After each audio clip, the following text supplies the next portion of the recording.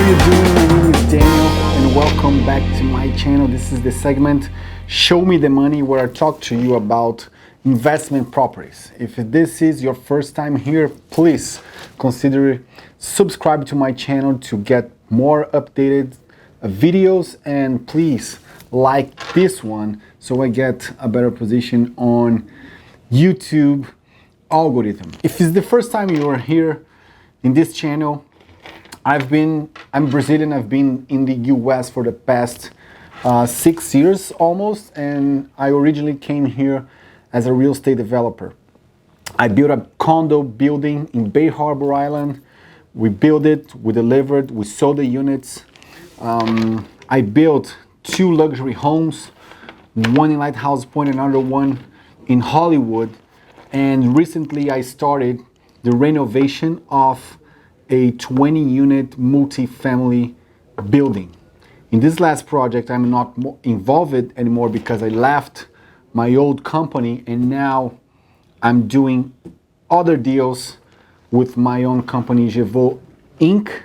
And one kind of investment that I think is perfect for international buyers, especially international investors. And I say international because since I'm from Brazil, I deal a lot with Brazilians and also with people from Europe. And when those people want to invest here in the US, they are basically looking, especially the Brazilians or the South Americans, they are basically looking for opportunities in a great economy as the US, a strong economy as the US, and on a stable currency, which is the dollar. Even though sometimes, even though the dollar is value less than the euro, of course, Europeans also like to invest here to diversify a little bit because they know their country, they know their continent, and it's always good to have money in other places. But the struggle that international investors have is, how can I buy a property elsewhere to make passive income, meaning I'm going to buy it, I'm going to rent it, and how I'm going to take care of this, and what happens if the tenant leaves? How can I replace him? How can I be involved if I am half world apart from where my investment is? I'm in Brazil, I'm in Europe. Anything that happens, it will take too much time for me to go there and fix it, or I'll have to have someone there taking care for me. So that's why I really love the triple net leases. The triple net leases, as the name says, is your lease net of property tax, insurance, and maintenance. Basically, you buy the property and someone rent it for you and take care of it for a period of time. And that is very common because companies, especially the big companies, they don't want to put their money into real estate. They want to put their money into their operation. Like Mobile, the Chase Bank, Starbucks, Walgreens, CVS, Dollar Tree, all the chain network, the restaurant chain networks, such as the Red Lobster, Taco Bell, Burger King. So those companies and their franchisees, they don't want to take $5 million out of their pocket to put it on real estate, because that money they can put on the actual business and make more money because they are taking that risk. But in the other hand, they need an address to work. So what they do is partner up with investors that build the property and rent to them for long-term leases, 10 years, 15 years, 20 years, sometimes even 30 years. And most of the companies, and of course, the bigger the company, the more negotiation power they have. But usually, those contracts are adjusted every 5 years, sometimes each year, and sometimes 10 years, and sometimes they do not change the amount that they are going to pay as a lease, but the most important thing is that is the corporation that is guaranteeing the lease. So imagine you buy a property that is being rented out to a Starbucks franchise. It's not that local franchisee that is going to guarantee the rent. Of course, he's paying the rent. But in the event of a default of that person, who is not as strong as Starbucks Corporation, if he cannot pay you, Starbucks will pay your lease. So that's what makes this kind of transaction, the triple net leases, very interesting to long-term real estate investors. And if they are international, even better, because as I told you, if you buy a property today, there are several there. I was looking for some of those properties for investors that have a 20-year lease. It's 20 years that you will have peace of mind. You need to choose a good location, of course, a good property, a good company to be your guarantor, and after that you don't do anything else. And that's why international buyers, insurance companies, investment funds, pension funds, they like this kind of properties because they work once and get their money as long as the contract is there. And if it is a good location and a big company, they can even renew this contract several times. Sometimes those contracts with the principal term plus the other terms, the additional terms, can get to 40, 50 years. So if you are in a good location, you don't have anything to worry. Now, the returns on those kind of properties, they vary, of course, as everything in investment. The safer you are, the less money you make. And in triple net leases, this is not different. The triple net leases, they have three big variables.